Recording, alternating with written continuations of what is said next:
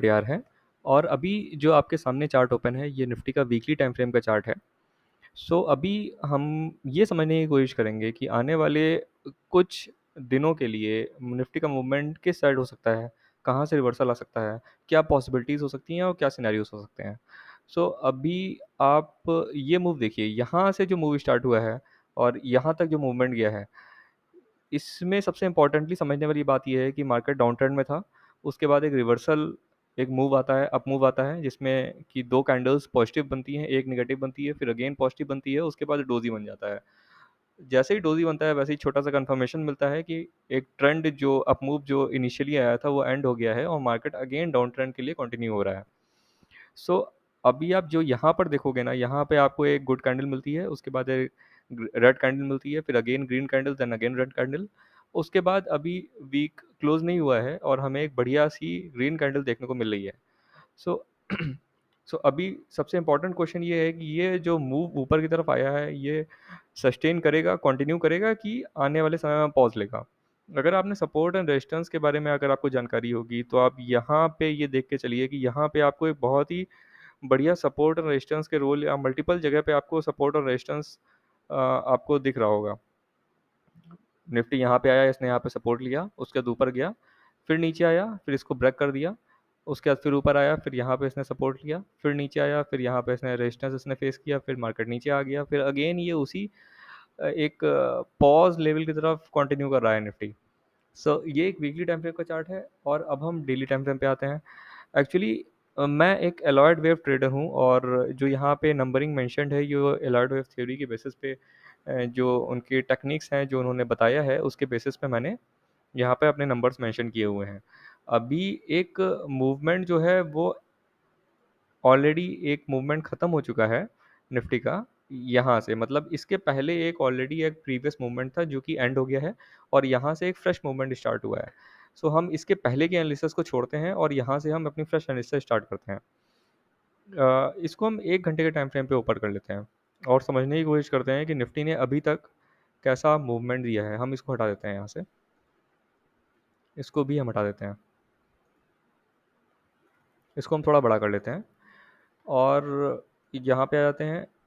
ये यहाँ से वेव स्टार्ट हुई, ये वेव ज़ीरो है, वेव अ, फिर यहाँ तक गई, एक हमें एक लो मिला, इसको वेव वन हो गया, ज़ीरो से वन, वन के बाद टू, टू हमारा यहाँ पे ख़त्म हो गया है, वेव टू यहाँ पे एंड हो गया है, फिर फर्दर एक डाउनवर्ड मूवमेंट हमें मिलता है, ये वेव थ्री हो गया। उसके बाद यहाँ पर जो पॉसिबिलिटी प्रेजेंट कंडीशन में जो बन रही है, ये वेव फोर हो गया और ये वेव फाइव हो गया। ठीक है, अभी के हिसाब से यहाँ पे वेव फाइव एंड हो गई है। सो अब सबसे इम्पॉर्टेंटली समझने वाली बात ये है कि यहाँ पर अलॉयड वेव्स के रूल्स एंड रेगुलेशंस फॉलो हो रहे हैं कि नहीं हो रहे हैं। सबसे इम्पॉर्टेंट रूल है कि वेव वन का वेट करिए और जब वेव वन कंफर्म हो जाए, उसके बाद वेव टू के रिट्रेसमेंट का वेट करिए। वेव टू रिट्रेस हो गया, पॉसिबिलिटी हो सकती है कि ये वेव वन है, ये वेव ए हो या ये वेव बी हो। ये आपको एक्सपीरियंस से आएगा कि wave three four and five हो सकती है या A B C correction waves हो सकती हैं। सो फिलहाल ये एक इम्पल्सिव ट्रेंड है डाउनवर्ड डायरेक्शन में, जिसमें कि 5 वेव्स कंप्लीट हो गए हैं।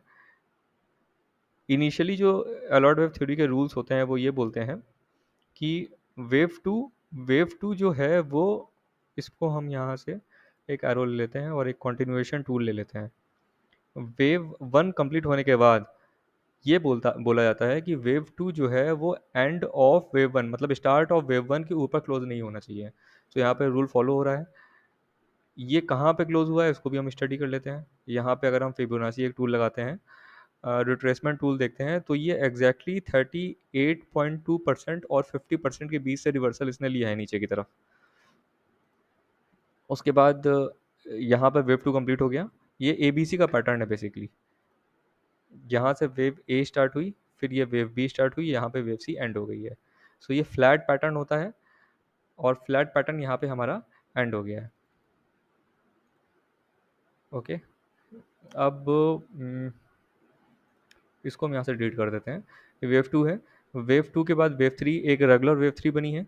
वेव थ्री जो होती है वो 100% के ऊपर मूवमेंट होना चाहिए। अगर फिबोनाची टूल लगाएंगे हम यहाँ पे, एक्सटेंशन टूल अगर यूज़ करेंगे, तो हम देखेंगे कि ये जो 100% है, ये जो ग्रीन वाला 100% यहाँ पे मेंशन्ड है, इसके बाद कहीं भी क्लोजिंग होती है वो वेव 3 की क्लोजिंग कहलाती है। अगर क्लोजिंग यहीं पे हो जाएगी तो ये करेक्टिव मूव हो जाएगा और एबीसी का मूवमेंट हो जाएगा। मतलब जो हमने यहाँ पे, अगर यहाँ पर एंडिंग हो जाती है इसकी, तो हम यहाँ पर ए, बी और यहाँ पे सी मेंशन करते और ये करेक्टिव मूवमेंट हो जाता। मतलब ये काउंटिंग जो इम्पल्सिव यहाँ पे मेंशन्ड है वो इम्पल्सिव नहीं होती, कुछ और काउंटिंग्स यहाँ पे हो जाती। सो ये 1 हो गया, वेव 2 हो गया, वेव 3 हो गया, वेव 4 का रिट्रेसमेंट। वेव 4 जो होती है वो वेव 1 की टेरिटरी में क्लोज नहीं होना चाहिए।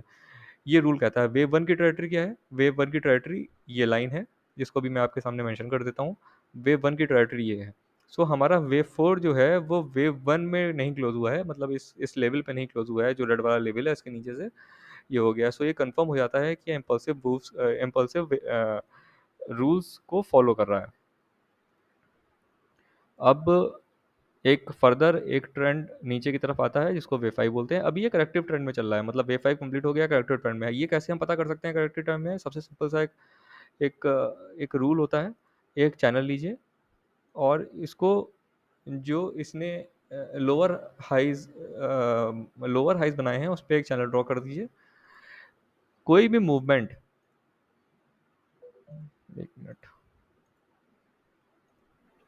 कोई भी मूवमेंट अगर पैरेलल चैनल के अंदर ही मूव कर रहा है तो वो बेसिकली 80% कंडीशंस में करेक्टिव मूव ही होता है। सो अभी हम देख रहे हैं कि हमारा एक इम्पल्सिव मूवमेंट खत्म हुआ है, हम अगेंस्ट ट्रेंड जा रहे हैं, तो हम ये अज्यूम करके चल रहे हैं, हम ये मान के चल रहे हैं कि ये करेक्टिव डायरेक्शन में ही मूवमेंट हो रहा है। करेक्टिव डायरेक्शन में मूवमेंट हो रहा है तो मूवमेंट कहाँ तक जा सकता है? नेक्स्ट क्वेश्चन आता है कहाँ तक जा सकता है?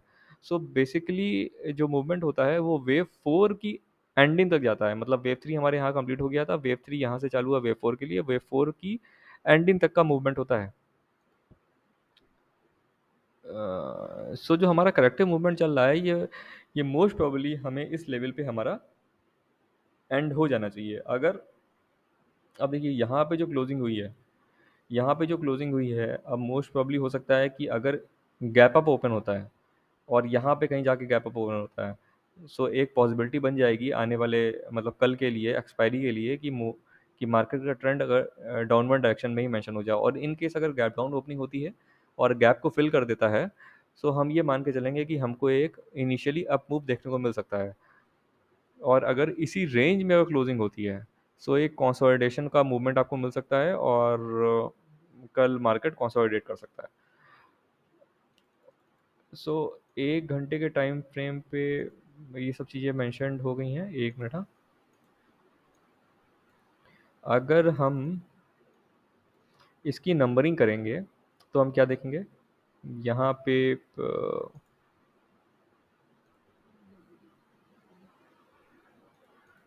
Okay, 1 minute. ये करेक्टिव वेव है बेसिकली। देखिए, वेव ए, बी, सी, यहाँ पे ए बी सी खत्म हो गई, ये वेव एक्स हो गई। फिर अगेन हम जो चल रहे हैं वो ए बी सी में ही चल रहे हैं, ए, बी, सी। यहाँ पे ए बी सी खत्म हो गई, यहाँ नहीं खत्म हुई। कैसे पता करेंगे? सबसे सिंपल सा लॉजिक है। फिबोनाची का एक एक्सटेंशन टूल ले लेते हैं। यहाँ से एक मूव स्टार्ट हुआ, वेव 1 के एंडिंग पे गया, उसके बाद ये जो वेव बी है यहाँ के एंडिंग पे जा करके हम इसको क्लिक कर देंगे, तो हमारा 100% जो आ रहा है यहाँ पे आ रहा है। इसका मतलब अभी जो हमारी मूवमेंट है ये कंप्लीट नहीं हुई है। ये हो सकता है कि यहाँ पे आकर के इस लेवल पे आके कंप्लीट हो। तो हम एक एज्यूम करके चल रहे हैं एक अप मूव एक बचा हुआ है। अगर गैप डाउन होता है तो मार्केट ऊपर की तरफ जाएगा, अगर गैप अप होता है तो मार्केट नीचे की तरफ आएगा। सो ये है क्या, हो सकता है कि एक और आपको कनेक्टिंग वेव मिल जाए, मतलब A B C X, A B C, फिर अगेन एक्स, यहाँ पे आकर के कुछ क्लोज हो जाए ऐसे करके ये, और उसके बाद आपको एक अगेन एक ऊपर की तरफ मूवमेंट मिल जाए, इस पॉइंट पे आप पहुँच जाएं। पॉसिबिलिटी है, कुछ कह नहीं सकते हैं। प्राइस एक्शन आपको क्लोजली मॉनिटर करना होगा, उसके बाद ही आप कुछ डिसाइड कर पाएंगे। सो ये नंबरिंग हो गई एलॉयड वेव की। कब शॉर्ट होना है? अब नेक्स्ट क्वेश्चन आता है कि हमको शॉर्ट कब होना है। हम जो एक लॉन्ग टर्म टाइम, मतलब 1 घंटे के अगर चार्ट पे हैं और हमें शॉर्टिंग करनी है, तो शॉर्टिंग कब करनी है? जो भी इनिशियल मूव होता है, मतलब वेव सी का जो मूवमेंट है, starting of wave C, Fibonacci tool लेंगे, एक एंडिंग जो प्रेजेंट कंडीशन पे जो मार्केट एंड हुआ है, यहाँ पर जा करके हम इसको एंड कर देंगे। ये ज़ीरो हो गया, मतलब यहाँ से मूवमेंट स्टार्ट हुआ, यहाँ पे ज़ीरो हो गया, और हम 38% के नीचे का टूटने का वेट करेंगे। अगर कोई भी कैंडल इसके नीचे टूट करके एक बढ़िया सा नीचे क्लोजिंग दे देती है, 1 घंटे तक सस्टेन कर जाती है, तो हम ये समझ जाएँगे कि अप मूव जो है वो एंड हो गया है और हम नीचे की तरफ आ सकते हैं, मतलब हम यहाँ से शॉर्टिंग कर सकते हैं। ये जो कॉन्सेप्ट है, ये मेरा अपना कॉन्सेप्ट नहीं है। ये हमारे भैया हैं दीपक कुमार जी, जो कि सुगलू एलॉयड वेव के नाम से चैनल को रन करते हैं। आप वहाँ पे जा करके 38% ब्रेक 38% रिट्रेसमेंट स्ट्रेटजी को डिटेल में समझ सकते हैं। और ये निफ्टी का मूवमेंट मैंने आपको इनिशियली एक्सप्लेन कर दिया है, और ये जो एक लाइन है जहाँ पे मैं आपको बता रहा हूँ कि रिवर्सल आने की जो पॉसिबिलिटी है, रिवर्सल आने की पॉसिबिलिटी बेसिकली जो भी रिवर्सल आता है, बेसिकली मार्केट जो वर्क करती है वो सपोर्ट एंड रेजिस्टेंस के कॉन्सेप्ट पे ही वर्क करती है। और हम जो अपना अलॉयड वेव की नंबरिंग कर रहे हैं वो भी हम इसी बेसिस पर कर रहे हैं कि कहाँ पे सपोर्ट है, कहाँ पे रेजिस्टेंस है। मार्केट हमेशा ऐसे ही ट्रेवल करती है। सो हमारा जो नेक्स्ट जो हमको रेजिस्टेंस मिल रहा है वो इसी लेवल मिल रहा है। सो मैं ये अज्यूम करके चल रहा हूँ कि हमारा जो मार्केट का रिवर्सल आएगा वो इसी लेवल के आसपास से आएगा। अब यहाँ पे हमको प्राइस एक्शन अपना क्लोजली मॉनिटर करना होगा, और उसके बाद फिर हम चेक कर सकते हैं, ये देख सकते हैं आने वाले समय में कि मार्केट किधर से किधर कंटिन्यू किस डायरेक्शन में नीचे जा सकता है। वैसे मोस्ट प्रोबेबली यहाँ से हमको रिवर्सल डाउनवर्ड डायरेक्शन में मिल जाना चाहिए। इन केस अगर नहीं मिलता है तो हम फिर अपवर्ड की तरफ कंटिन्यू होंगे। क्या लेवल्स होगा वो उसी कंडीशन में, प्रेजेंट कंडीशन में ही एक देखना पड़ेगा। Thank you for watching. Thank you very much.